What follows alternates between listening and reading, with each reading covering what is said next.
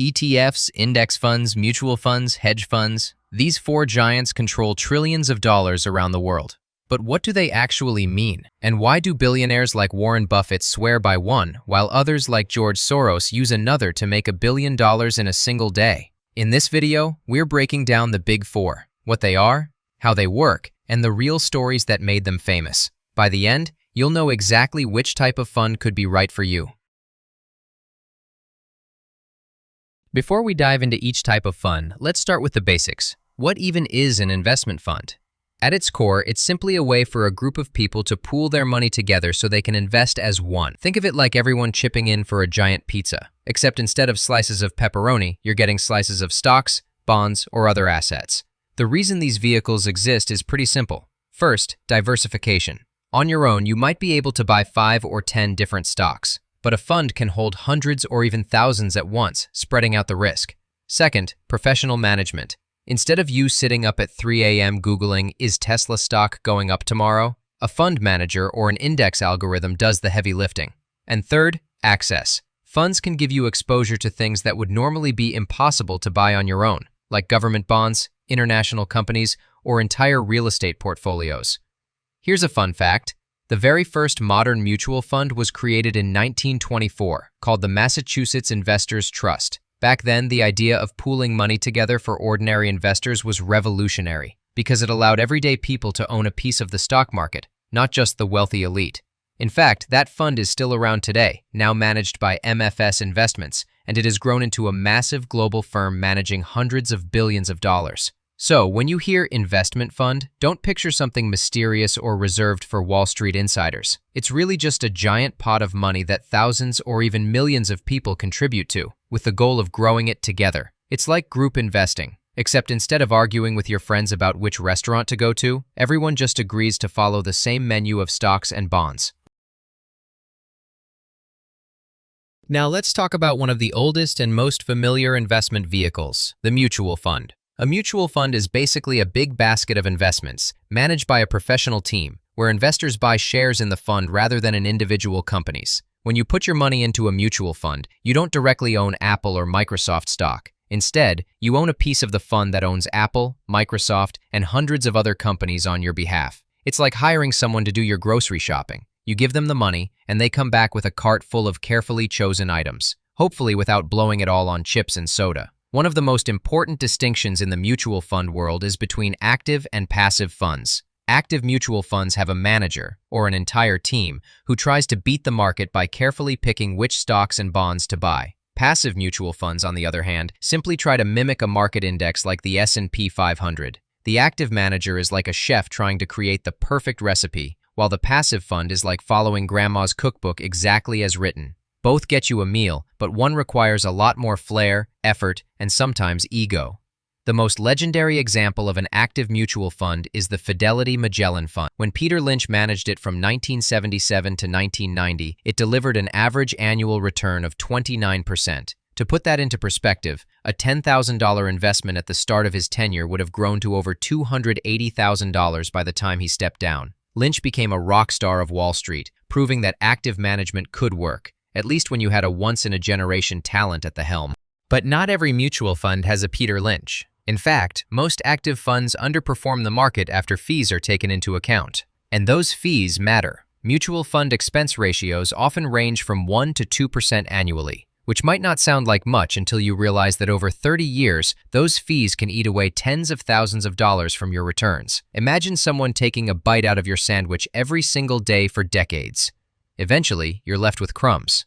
Despite this, mutual funds remain incredibly popular, especially in retirement accounts. In the United States, 401k plans almost always include mutual funds as the main investment option. In Canada, the equivalent is the RRSP, and again, mutual funds dominate.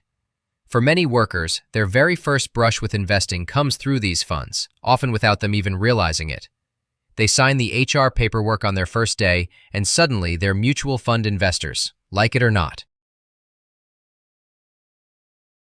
If mutual funds were the old reliable family car of investing, then index funds are the sleek hybrid that showed up in the 1970s and completely changed the game.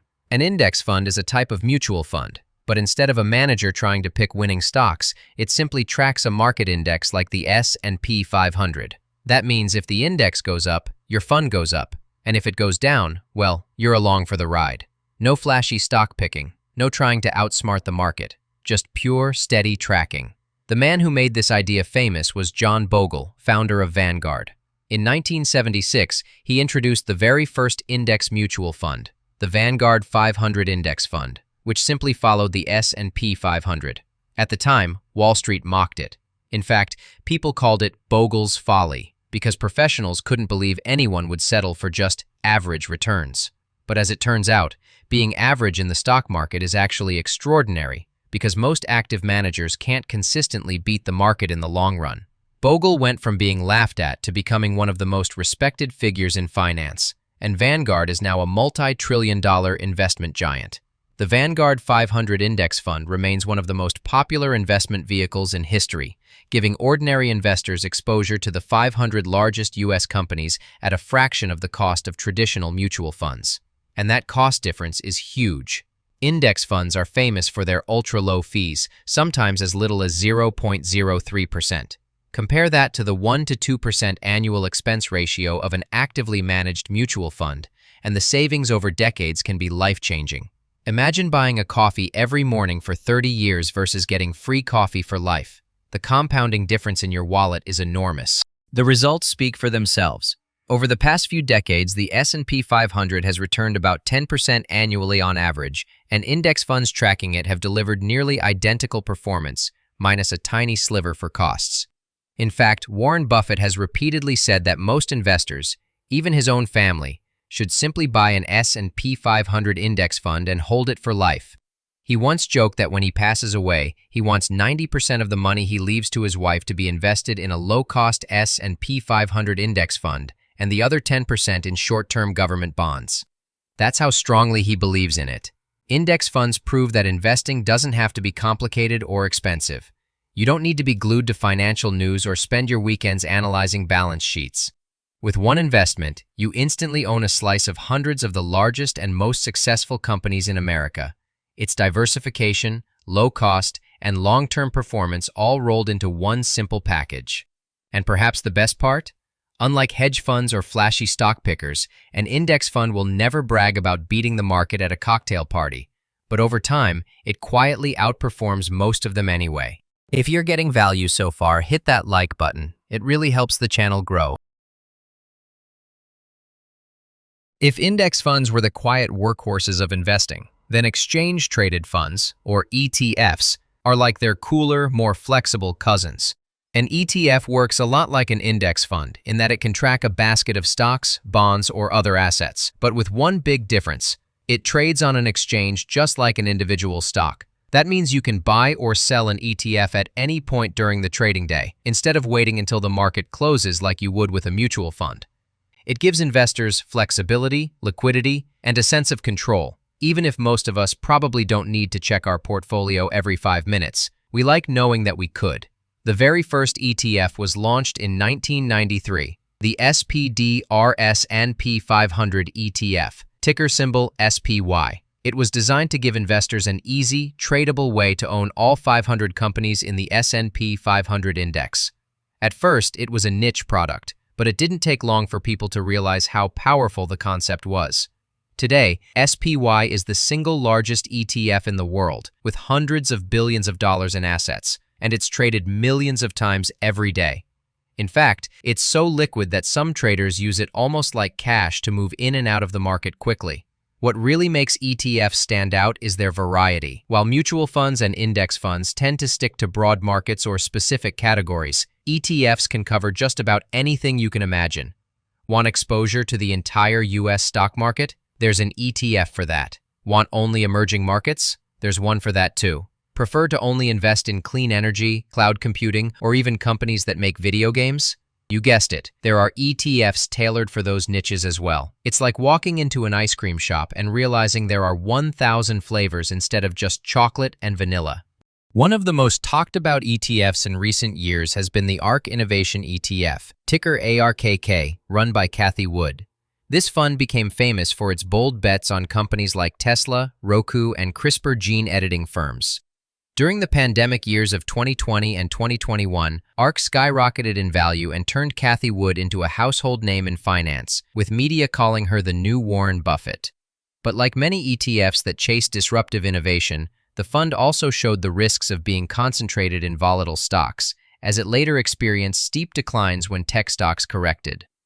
ARK became both a symbol of ETF potential and a reminder that not all ETFs are created equal.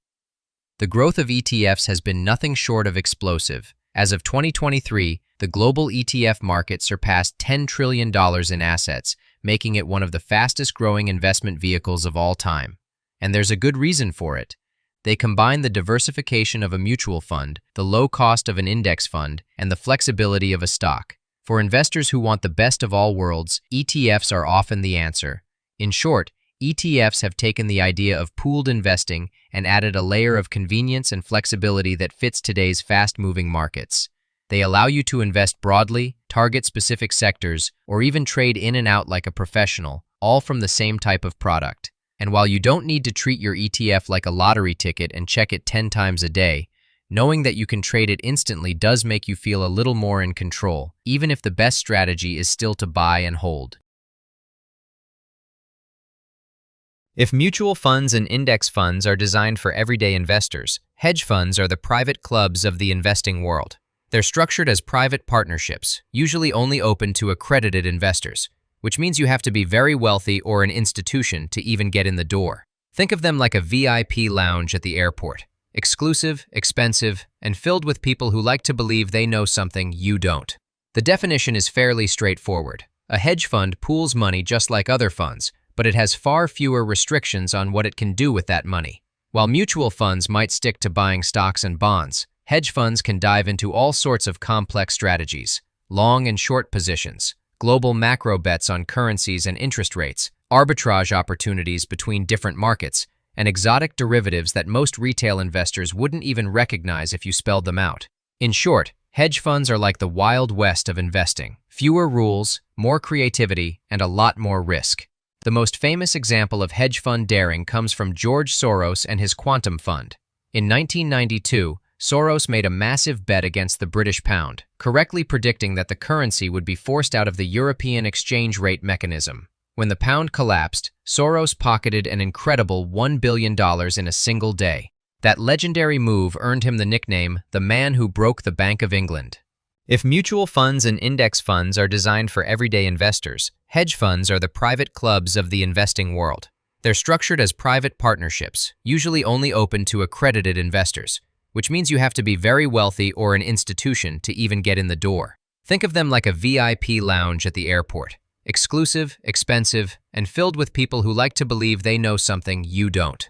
The definition is fairly straightforward. A hedge fund pools money just like other funds, but it has far fewer restrictions on what it can do with that money. While mutual funds might stick to buying stocks and bonds, hedge funds can dive into all sorts of complex strategies, long and short positions, global macro bets on currencies and interest rates, arbitrage opportunities between different markets, and exotic derivatives that most retail investors wouldn't even recognize if you spelled them out. In short, hedge funds are like the Wild West of investing. Fewer rules, more creativity, and a lot more risk. The most famous example of hedge fund daring comes from George Soros and his quantum fund. In 1992, Soros made a massive bet against the British pound, correctly predicting that the currency would be forced out of the European exchange rate mechanism. When the pound collapsed, Soros pocketed an incredible $1 billion in a single day. That legendary move earned him the nickname, the man who broke the Bank of England. It's a perfect snapshot of hedge funds at their most extreme. High conviction, high risk, and sometimes astronomical rewards. Of course, those rewards don't come for free. Hedge funds are notorious for their fee structure, commonly known as 2 and 20. That means investors pay a 2% annual management fee plus 20% of any profits the fund makes. Imagine hiring someone to mow your lawn, and not only do you pay them a flat fee every month, but they also get to keep a fifth of your garden vegetables when harvest season comes around. It's a rich deal for the managers, which is why the hedge fund industry has created a number of billionaires over the years. Another thing that sets hedge funds apart is leverage.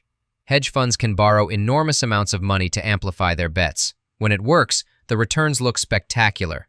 When it doesn't, the losses can be devastating. We've seen examples where hedge funds collapsed under the weight of their own risk-taking, like long-term capital management in 1998, which nearly brought down the global financial system after its highly leveraged strategies went wrong.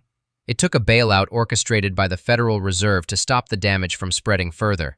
So hedge funds are powerful, flexible, and sometimes even dangerous. They can generate enormous wealth when their bets are right, but they also carry risks and costs that make them unsuitable for ordinary investors. They're like Formula One cars, built for speed and excitement, but not something you'd want to drive to the grocery store. For most people, they're fascinating to watch from the sidelines, but far too risky and expensive to climb into. By now, we've gone through the big four individually, but it's when you compare them side by side that the differences really stand out. Let's start with accessibility. Mutual funds and index funds are open to just about anyone with a brokerage account or a retirement plan. You can get started with a few $100s and instantly become a shareholder in a professionally managed portfolio. Hedge funds, on the other hand, are like gated communities with security guards at the entrance. To qualify, you typically need to be an accredited investor, which in the United States means having a net worth of at least $1 million or an annual income of $200,000. In other words, if you're not already wealthy, hedge funds don't even let you in the door. Liquidity is another big dividing line. ETFs are the easiest to move in and out of because they trade just like stocks. You can buy and sell them instantly throughout the trading day, and they're so popular that funds like SPY are among the most heavily traded securities in the world. Mutual funds, by contrast, only trade once a day after the market closes, so no matter what happens at noon, you'll have to wait until the end of the day to know what price you get. Hedge funds take it to an entirely different level. They often lock up your money for months or even years, and withdrawals can only happen during specific windows. It's the financial equivalent of checking into a hotel where they won't let you leave until the manager says it's okay. Costs also separate these funds. Index funds are famously cheap, with fees as low as 0.03%. That means if you invested $10,000, you'd pay just $3 in fees per year, about the price of a bad cup of coffee. Mutual funds are more expensive, often charging 1 to 2% annually, which adds up over time. ETFs generally fall somewhere in between, though many are nearly as cheap as index funds. Hedge funds sit on the opposite end of the spectrum, with their 2 and 20 fee model, where managers take a 2% annual fee plus 20% of any profits. That fee structure has minted billionaires in the hedge fund world, but for investors, it's a hefty price tag that cuts into returns. Finally, let's talk about risk and return. Index funds are steady and predictable. They rise and fall with the market, and history shows that over the long run, they tend to deliver solid, compounding growth. Mutual funds can do better if you happen to pick a star manager like Peter Lynch, but more often than not, they underperform after fees. ETFs can be very safe if you stick to broad market funds, or very risky if you dive into niche themes like blockchain or cannabis stocks. Hedge funds, of course, swing for the fences. They can generate legendary wins, like George Soros making $1 billion in a single day, but they can also implode spectacularly, like long-term capital management in 1998. Hedge funds are speculative by design, and they carry the highest risk, with the potential for both dazzling gains and catastrophic losses. When you put it all together, you can see why these funds appeal to different types of investors. Index funds and ETFs are the low-cost, easy-access choices for most people. Mutual funds are the traditional middle ground, often used in retirement accounts, and hedge funds are the high-stakes playground of the ultra-wealthy, offering both excitement and danger in equal measure. Think of it as a financial menu. You've got your everyday comfort food, your slightly pricier fine dining, and then the exotic experimental cuisine that only the adventurous dare to try. Now that we've laid out the landscape of the big four, the question is, which one is right for you? For most everyday investors, the simplest and smartest option is almost always index funds or broad market ETFs. They give you instant diversification, rock-bottom fees, and a long history of strong performance. You don't need to check them every day, you don't need to guess which stock will double next year, and you don't need a PhD in finance to understand them. They're as close as investing gets to putting your money on autopilot, and history shows that autopilot actually beats most pilots anyway. If you're a bit more hands-on and like the idea of trading, ETFs offer flexibility. You can buy them, sell them, and tailor them to your own strategies. Want exposure to clean energy, cybersecurity, or even space exploration? There's an ETF for that. But keep in mind, the more specific you go, the riskier it gets. Chasing the latest hot theme can turn into a roller coaster ride that's more terrifying than fun. For institutions and the ultra-wealthy, hedge funds remain the go-to option, offering access to sophisticated strategies and exotic opportunities. But unless you have millions of dollars sitting around and you're comfortable with your money being locked up for years while paying hefty fees, they're probably not for you. Hedge funds are the financial equivalent of Formula One racing. Thrilling to watch, incredibly risky to drive, and not something most of us should try at home. The best illustration of this comes from Warren Buffett's famous 10-year bet. Back in 2008, Buffett challenged the hedge fund industry by saying that an ordinary S&P 500 index fund would outperform a basket of expensive hedge funds over the next decade. One hedge fund manager took him up on it, and by the time the bet ended in 2017, the index fund had delivered an annual return of about 7.1%, while the hedge funds lagged far behind at just 2.2%. In other words, the simple, boring index fund completely crushed the smartest minds on Wall Street. Buffett called it a victory for the average investor, proving once again that you don't need complexity to build wealth. You just need patience and discipline. So, which one is right for you comes down to your goals, your risk tolerance, and how much involvement you want in your investing journey. But for most people, the lesson is clear. You don't need to be a billionaire or a market wizard to succeed. Sometimes the simplest option really is the best. There you have it. The Big Four investing funds explained. From mutual funds to hedge funds, with index funds and ETFs in between. Each one serves a purpose, but history shows that for most people, the simple, low-cost index fund is hard to beat. At the end of the day, investing doesn't have to be complicated or exclusive. It just has to be consistent. If you found this breakdown helpful, make sure to hit the like button, subscribe, and turn on notifications so you don't miss the next video here on Finance Simply Explained. Because the best investment you can make right now isn't in a stock or a fund. It's in your own financial knowledge.